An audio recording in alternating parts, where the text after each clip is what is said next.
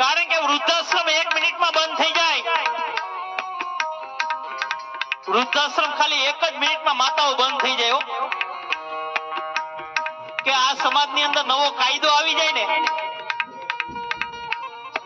મારી વાત સાચી લાગે ને તો મને તાળીઓથી વધાવી લેજો. કે આ સમાજની અંદર નવો કાયદો આવી જાય કે જે ઘરની અંદર મા બાપ દુખી હોય, તમે તો ગામડાના છો, ભેંસ લેવા જાવ તો દૂધ કેટલું આપતી હતી નથી જોતા તમે? આગળ પેલા કેટલું આપતી હતી, એની પેલા કેટલું આપતી હતી.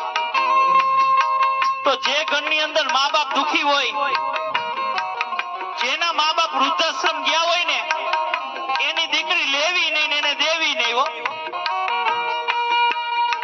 કારણ કે એની દીકરી તમે લેહો ને એટલે તમારો વારો કોક દી વૃદ્ધાશ્રમમાં જવાનો આવશે. એ લખવું હોય તો લખી લેજો.